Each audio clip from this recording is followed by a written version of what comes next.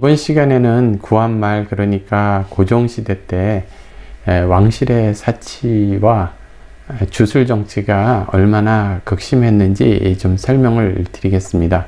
국왕의 무능, 그리고 세도 정치, 그리고 시대를 읽지 못하는 지식인들, 이런 것들도 있었지만 좀 세부적으로 들여다보면은 왕실 재정과 정부의 재정이 구분되지 않았습니다. 국고를 왕과 민비가 마음대로 사용할 수 있었던 거죠. 그래서 나중에는 그 사치를 감당을 못하게 되면은 뭐 화폐를 막 발행을 하고 그리고 벼슬을 팔고 그런 것까지 지난 시간에 설명을 드렸죠. 특히 민비가 주술에 빠져서 국고를 탕진했고, 많은 파티와 그 제례라고 그래야 되나요? 굿과 제사로 그 국고를 거의 탕진하게 되는 그런 것에 대해서 좀 설명을 드려보겠습니다.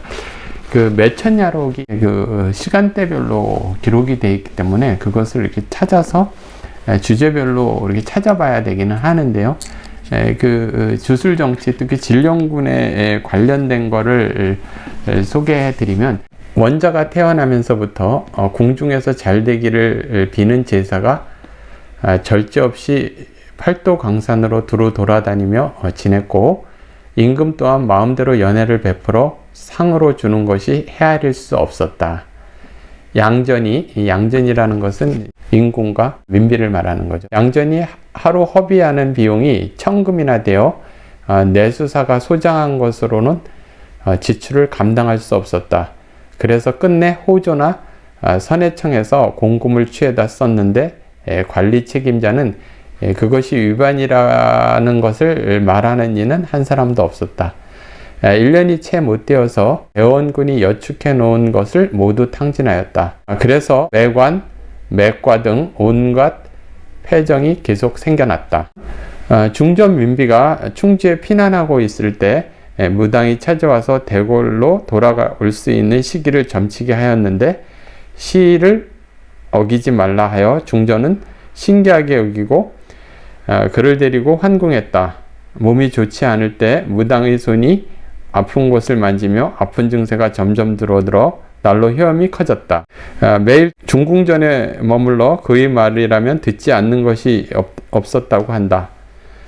무당이 말하기를 자기는 관운장의 영을 받은 딸이니 마땅히 묘를 지어 받들게 해달라 하자 중전이 그대로 조잡고 그 무당을 진령군에 봉했다. 무당은 시도 때도 없이 양전을 배웠으며 고종과 민비를 말하는 거죠. 웅정한 복장으로 단장하기도 하였다. 그를 가리켜 양전은 웃어 말하기를 군이 되어 믿음직하군 하면서 상으로 헤아릴 수 없는 많은 금과 보화를 주었다. 그녀의 말 한마디에 화와 복이 있었고 수령과 번곤이 그의 손에서 나왔다. 벼슬이 진령군을 통해서 나왔다는 얘기죠. 또 사치를 한 거를 또 보면 명산사찰을 찾아다니며 기도를 하였는데 세자의 복을 빌기 위해서였다. 소경과 무당들이 각 고을에 행행하여 이를 맞이하고 전별하는 일이 이어졌다. 금강산은 세상에서 흔히 12,000봉이라 하는데 매 봉우리마다 바치는 귀중한 예물의 값이 만개미에 이르렀다. 남자 중이든 여자 중이든 간에 따라다니며 인연이 되어 그들이 거처하는 절집으로서 조금이라도 이름이 있다고 하면 원당을 세우지 않는 곳이 없었다. 그것을 이름하여 충리라 하였다. 시골 사람 가운데 중대거리들을 잘못 건드려 형을 받고 집안을 망치는 경우도 많았다. 여기에 조금이라도 반발하거나 지시를 따르지 않으면 처벌을 받는 거 말씀드릴 수 있습니다. 고종과 그 민비, 특히 민비가 이렇게 그 주술에 빠져서 국고를 탕진하고 재정을 고갈시켰다는 이야기가 이게 나오죠.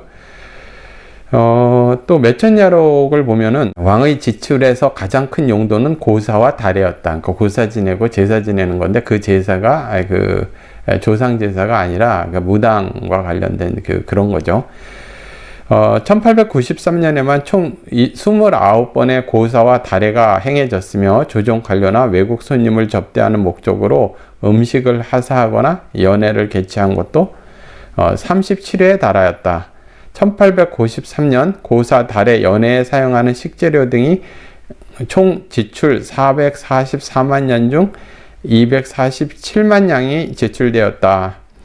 1894년 고종의 생일을 축하하기 위해서 연회에 220만 양이 사용되었다. 연회가 끝난 후에는 일본에서 수입한 쟁반에 음식을 담아 보재기에 싸서 지객꾼에게 지어 빈객들의 집으로 배달하였다. 조선 왕조 역사상 궁중에서 이처럼 사치스러운 연회를 수없이 여러 국고를 탕진한 전례가 없었다. 왕실 재정과 조정의 재정이 구분하지 못하고 탕진한 거죠. 그것도 굿으로 그리고 파티로 이렇게 한 거죠. 그 당시 조선은 거의 전 세계 5대 빈국 중 하나였습니다. 그리고 세계 열강들이 제국주의 시대라 서로 경쟁하던 시기였고, 일본은 근대화에 성공을 해서 국력을 키우고 서구 열강들과 경쟁을 하던 시기였고, 청나라는 나름대로 위정척사파와 개화파 그리고 백성들이 새로운 근대화와 새로운 개혁 이런 걸 요구하는 세력도 있었고, 나름 각 나라에서 변화에 대한 상당히 몸부림이 있었습니다. 물론 우리 사회에 있어서도 갑신정변, 이모군란 그런 것이 있었지만, 이렇게 고종과 민비는 파티와 향락 그리고 주술 이런 걸로 벼슬을 팔고 화폐를 찍어내고 그렇게 세월을 보내고 있었죠. 외세도 전부 동학이라든지 이모군란을 진압하는 수단, 그리고 대원군은 자기가 다시 집권하는 수단으로 동학도 이용하고 이모군란도 이용했죠. 그리고 갑신정변은 고종의 배신에 의해서 실패했죠. 그리고 김옥균 같은 경우는 자객까지 보내서 암살을 하고, 이런 게 조선 말의 상황이었다. 근본적인 문제는 국왕의 무능, 그리고 세도 정치, 그리고 시대를 읽지 못하는 지식인들, 그런 것이 문제였죠.